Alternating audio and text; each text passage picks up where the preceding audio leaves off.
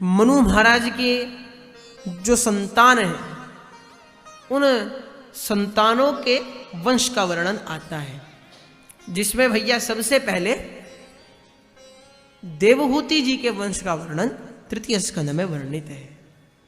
तृतीय स्कंद में देवहूति जी का वंश बताया जाता है। विदित्वा तव चैत्यम में पुरैव समयोजितत् वदर्थमात्मनीय वै स्वैवाहम समर्चितः। समानशीलाम गृहमेध धेनुम। कर्दम जी तपस्या में लीन थे, तो तपस्या करते करते ही महाराज के हृदय में एक बात आई कि भैया अब हमें जो है थोड़ा गृहस्थ आश्रम का भी नेक पालन कर लेना चाहिए, क्योंकि गृहस्थ आश्रम का जब तक पालन नहीं होगा तब तक हम मातृ पितृ ऋण से मुक्त नहीं होंगे और अन्य धर्म भी हम आचरण नहीं कर सकते। इसलिए भैया गृहस्थ आश्रम का पालन करने के लिए हमें क्या चाहिए, तो समानशीलाम गृहमेध धेनुम। अपने ही समान स्वभाव वाली, महाराजा का स्वभाव विपरीत हो तो कलह, और एक जैसा हो तो ही तो सही है। तो अपने जैसी स्वभाव वाली एक स्त्री से अब विवाह करना चाहिए। इधर कर्दम जी के मन में विचार आया तो भगवान प्रकट हो गए। विदित्वा तव चैत्यम में पुरैव समयोजित। कर्दम जी, मैं आपके विचार को पहले ही समझ गया था कि आप ऐसा सोचने वाले हैं, इसलिए आपका रिश्ता पक्का करके आ रहा हूं महाराज। वाह प्रभु, हमने तो अभी सोचा ही था और हमने डील भी फाइनल कर दी। हाँ, आपका रिश्ता हम पक्का कर आ रहे हैं। कहा तो ऐसी वैसी जगह नहीं, महाराज मनु की पुत्री देवहूति के साथ आपका जो है विवाह प्रस्ताव रखकर आए हैं, उनको स्वीकार है। आप यहां पर वो आपके पास आएंगे। सचेह विप्र राजर्षिर महिष्या शतरूपया आयास्यति दिदृक्षुस्त्वाम परस्वो धर्म कोविद। हे धर्म कोविद, यहां कोविद शब्द का प्रयोग है, कोविड नहीं, कोविद। कोविद मतलब विद्वान। भागवत जी में बहुत स्थानों पर कोविद का प्रयोग किया है। जैसे प्रथम स्कंद में आप देखें तो बाल कोविद बुलाए गए। युधिष्ठिर जी ने परीक्षित जी के आगमन पर क्या बुलाए, तो बाल कोविद। कुछ लोग समझ रहे होंगे भैया ये कोविड की वैरायटी है, बच्चों के लिए अलग कोविद, बड़ों के लिए अलग कोविद। नहीं, ये बाल कोविद अर्थात ज्योतिषी। पहले समय में ये थोड़ा ना होता था हमारा बच्चा पैदा हुआ तो पार्टी, जन्मदिन तो पार्टी, नौकरी लगी तो पार्टी, मर गए तो पार्टी। और तो त्रयोदशी और पार्टी तो उनके लिए ही समान है महाराज। आज तो स्टैंडिंग में त्रयोदशी हो रही है, भंडारे भी स्टैंडिंग में होने लगे भैया। तो यहां पर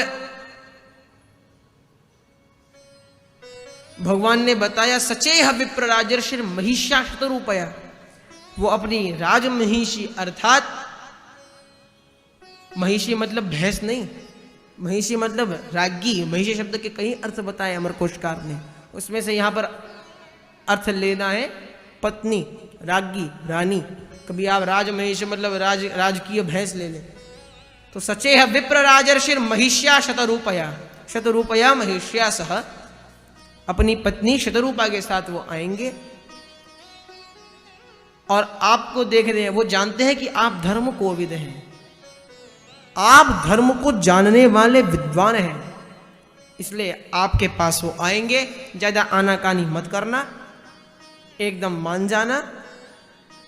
और सहाहम स्वांश कलया तद्वीर्येण महामुने तव क्षेत्रे देवहूत्याम प्रणिष्ये तत्व संहिता। आप चिंता मत करो, आपके यहां पुत्र के रूप में मैं स्वयं उत्पन्न होऊंगा और ज्ञान शास्त्र सांख्य शास्त्र का मैं विस्तार करूंगा। यहां पर बताया भगवान ने, भगवान अंतर्धान हो गए। मनु महाराज भगवान के कथन अनुसार आए। कर्दम जी ने एक शर्त रख दी कि विवाह होने के पश्चात एक संतान होते ही वन की ओर चला जाऊंगा। देवहूति जी ने स्वीकार कर ली, दोनों का विवाह हुआ। किंतु विवाह होने के पश्चात कर्दम जी तो समाधि में बैठ गए और देवहूति जी उनकी सेवा करने लगी। कई हजार वर्षों बाद जब उनकी समाधि टूटी तो देवहूति जी काफी जर्जर अवस्था में हो गई थी। कर्दम जी ने देखा है कि स्त्री उनकी सेवा कर रही है। पूछा देवी आप कौन? कहा महाराज आप हमें भूल गए? हम और कोई नहीं, हम तो आपकी पत्नी देवहूति। क्या महाराज मनु की पुत्री हो? हाँ उन्हीं महाराज मनु की पुत्री हम, देवहूति। अचंभित करदम जी महाराज। ऐसी घटना कलयुग में भी घटी। हमारे नागेश भट्ट जी बड़े बड़े ग्रंथ उन्होंने लिखे, तो इतने लिखने के प्रेमी थे, कमर में 3 कुबड़ बन गए। तो राजा ने घर में जाकर कुबड़ रखने के लिए दीवार में छेद करवाए ताकि कुबड़ टिके, इतने लिखते थे। एक दिन क्या हुआ, विवाह भी उनका लिखते लिखते ही हो गया महाराज। लोगों का ढूंढने से नहीं हो रहा महाराज, उम्र बीत रही है, उनका लिखते लिखते ही हो गया। तो यहां पर एक दिन उनकी लालटेन जिसके नीचे बैठकर लिखते थे, लालटेन का जो है तेल खत्म हो गया। तो वो तेल खत्म हुआ तो 1 मिनट के लिए लेखनी रख दी। थोड़ा ऊपर देखा तो क्या हुआ, एक वृद्ध स्त्री का हाथ उसमें तेल भरने लगा। नागेश भट्ट अचंभित, पूछा देवी आप कौन? महाराज भूल गए, आज से 50 साल पहले हमारी आपकी शादी हुई थी। अच्छा हमारी शादी भी हुई थी? उन्हें पता ही नहीं है महाराज, इतने लेखन के प्रिय है।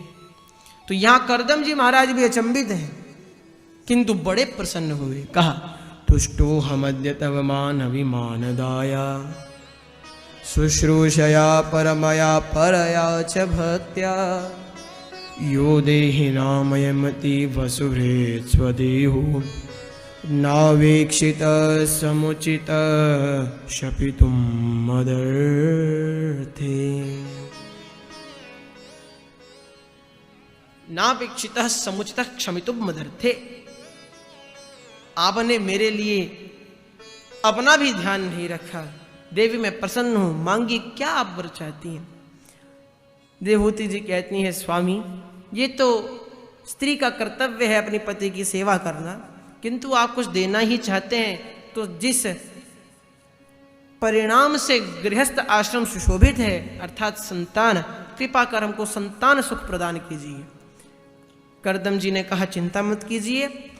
मंत्र पढ़कर जल फेंका बिंदु सरोवर में और कहा जाइए स्नान कीजिए। जैसे ही स्नान कर कर बाहर आई तो स्नानेन ताम महारहेण स्नापयित्वा मनस्विनीं दुकूले निर्मले नूत्ने दधुरस्यै च मानदा। स्नानेन ताम महारहेण स्नापयित्वा मनस्विनीं दुकूले निर्मले नूत्ने दधुरस्यै च मानदा। स्नान करने मात्र से देवहूति जी नव सुंदरी बनकर प्रकट हुए।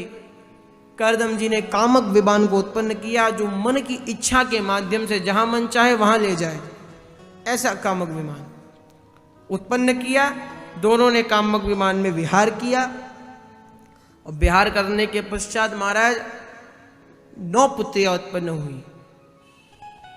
यहां पर करदम जी ने सोचा भैया हम तो एक की बात कर रहे थे, अब तो 9 हो गई। तो जाने लगे। देवहूति जी ने जो है चरण पकड़कर कहा सुनिए ऋषिवर,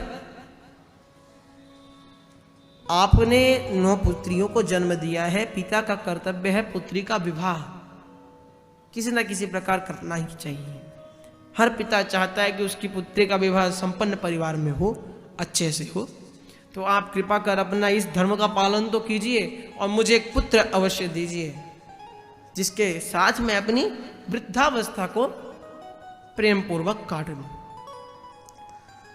तो करदम जी कहते हैं माखिदो राजपुत्रित्वम आत्मानं प्रत्यनंदते भगवांस्तेक्षरो गर्भ मधुरात् संप्रपच्यते। देवी आप चिंता मत कीजिए, मुझे भगवान ने आश्वासन दिया था, मुझे याद आ गया कि भगवान स्वयं हमारे पुत्र के रूप में अवतरित होंगे। अब की बार देवहूति जी ने गर्भ धारण किया और स्वयं देवहूति जी के गर्भ से भगवान नारायण ही कपिल रूप में पधारे। बोले कपिल भगवान की जय।